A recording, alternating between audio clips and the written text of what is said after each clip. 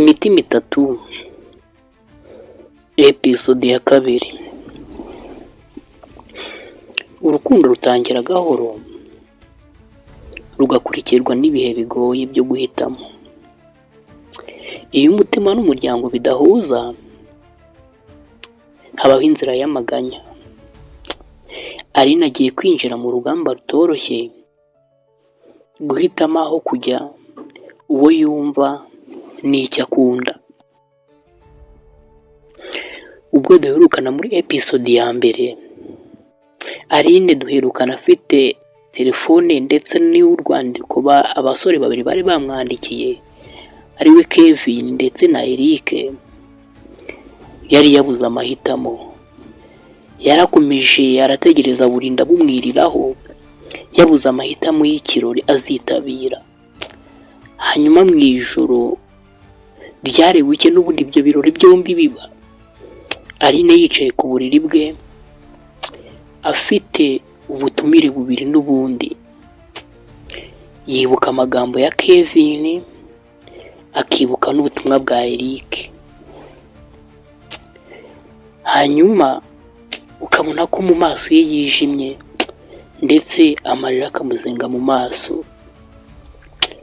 Hanyuma Aline atangira kwiganiriza mu mutima we no kwibwira mu mutima we agira ati, Kevin afite byose umuryango wanjye ushaka, ariko ese umutima wanjye uzihanganira ubuzima butari ubw'umutuzo? Eric nta byinshi afite, ariko iyo tuvuganye numva ndi umuntu wuzuye. Ese nkora iki? Mana yanjye mbabarira. Hanyuma ubwo Aline apfukama hasi ku gitanda ararira. Hanyuma Aline arangije ahitamo kujya mu gikorwa gito cya Eric, aho abanyeshuri bateraniye mu nzu ntoya baririmba indirimbo y'icyizere, abantu baseka kandi basangira. Ubu kuri uwo munsi rero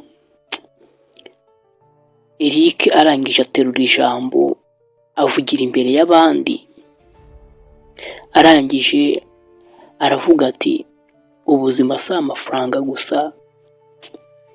Iyo umutima w'umuntu utekanye aba afite ubutunzi buruta ubundi bwose. Twese dufite inzozi kandi tugomba kwizerana no gufashanya. Hanyuma ari naho yicaye akareba Eric akamwenyura, amarira akazenga mu maso. Yakumva ibyo avuze akumva biri kujya bimwinjiramo, hanyuma akumva umutima we kujya yumva utuje, akajya yumva umutima we uratuje. Hanyuma Aline atangira akibwira mu mutima, akajya avuga ngo nibyo, niwe umutima wanjye wumva utekanye, niwe nshaka. Hanyuma ku rundi ruhande, ibirori by'iwabo wa Kevin nabyo byari byatangiye, kuko uwo munsi wari wageze, kandi byose byabereye igihe kimwe. Nubwo byari mu bice bitandukanye by'umujyi, ariko byose byabereye umunsi umwe. Hanyuma wa Kevin bari mu birori, umuziki urimo, imodoka nshya zirimo zirerekwa ababyeyi ba Aline nabo bari bahari. Hanyuma mama wa Aline atangira avuga ati, ariko se kuki Aline ataragaragara ko ntaramubona ahangaha? Ntabwo dukwiye gusebya Kevin, ni umuhungu mwiza kandi afite ubushobozi. Hanyuma papa wa Aline, humura araza, wenda afite indi gahunda, ariko ntashobora kubura mu birori nk'ibi. Kevin aritegereza ku muryango wa Aline, agakomeza akabareba, agaseka gahoro, ariko mu maso hakagaragaramo umujinya uhishe. Kevin atangira kwibwira mu mutima ati, birasa naho yatoranije kujya ahandi hantu pe, kuko ntabwo yaba akejeje iki gihe ataraza. Ntabwo nshobora kubyihanganira, ariko niba hari undi musore urimo kumutwara, hari undi musore batangiye guteretana, ndaje mugaragariza uwundi we. Hanyuma ubwo tugaruke aho Aline bari muri bya birori. Aline aza gusohoka hanze y'aho bari bateraniye.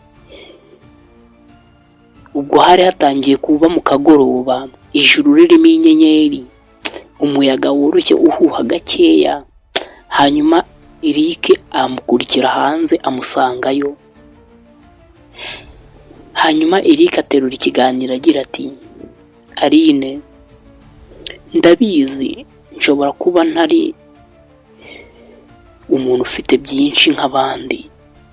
Nshaka kumenya ko igihe cyose waba ukeneye umutima wumva ukumva, ndetse ukumva n'ibyiyumvo byawe, nzahora mpari.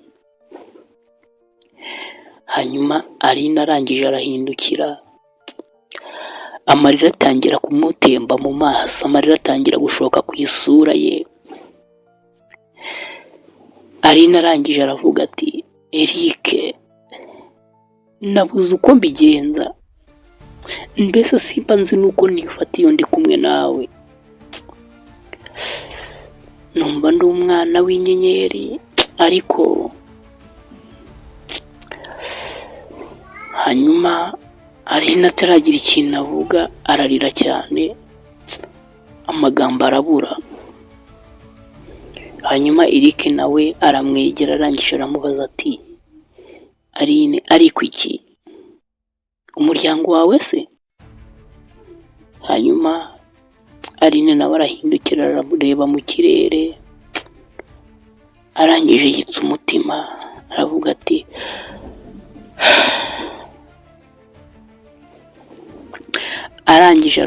yego, umuryango wanjye ntabwo ubyumva nk'uko umutima wanjye ubyumva. Barashaka ko mpitamo undi, ngo barashaka yuko nkundana na Kevin. Hanyuma Eric araceceka, ariko atangira gutitiramo gakeya. Eric atangira kwibwira mu mutima ati, none se ni njye ugomba kubabara kubera ko ntavuka mu muryango ukize? Ese nibyo koko urukundo rwanjye ntirugomba kubaho kubera ubukene bwanjye? Hanyuma ubwo baratandukanye, umwe yanze kugira ikindi kintu ongera kuvugisha undi. Bukeye, ijoro rikeye, Kevin aza guhura n'ababyeyi ba Aline mu ibanga rikomeye cyane. Hanyuma Kevin atangira guterura ikiganiro avuga ngo, ndabizi ko mukunda umukobwa wanyu kandi mushaka akagira ejo hazaza. Njyewe ndabibizeza, ariko hari ikibazo. Hashobora kuba hari umusore uri kugerageza kunsha mu nzira. Hashobora kuba hari umusore, mbese nshobora kuba nanamuzi, uwo bita Eric. Mama wa Aline agaragara nk'utangaye cyane, ngo Eric, wa muhungu w'umukene, ariko se yibwira ko ashobora kugera ku mukobwa wacu ra? Muri ibyo bintu arabitekereza akabyibwira. Hanyuma papa wa Aline nawe arangije aravuga mu ijwi rikanga cyane, avuga ngo, ntituzabyihanganira, tuzakorana namwe Kevin, ntituzemera ko umukobwa wacu yangiza ejo hazaza he akurikiye ubusa kuri uriya musore mbona ngo bita ngo ni Eric, niba ari wowe uri kuvuga kuko bikaba ari byo. Hanyuma Kevin asekamo gahoro, ariko mu maso hagaragara ubucakura, ukabona ko afite ubucakura mu maso yiwe. Hanyuma nyuma yo guseka gahoro n'ubucakura bwinshi mu maso ye, atangira kwibwira mu mutima ati, Aline, ntabwo azabona uburyo bwo kumpunga. Ndamwizeye njye ndanamuziye. Hanyuma nyuma y'icyo kiganiro ndetse n'uko guhura kwa Kevin n'ababyeyi ba Aline, tugaruka kuri Aline, aho Aline yari ari mu rugo ari kuririra ku buriri, akibwira mu mutima amagambo ya Eric, akibuka ise na nyina bamubwira ibintu bitandukanye.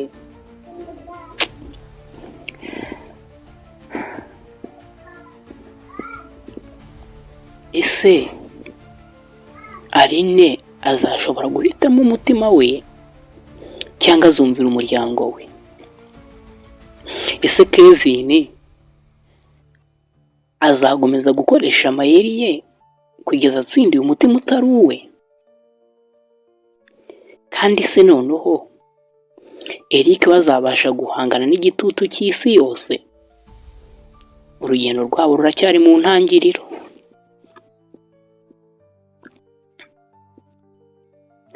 Niba nawe tugejeje kuri uyu musozo w'iyi nkuru, kuri iyi episode ya 2, niba ukeneye episode ya 3,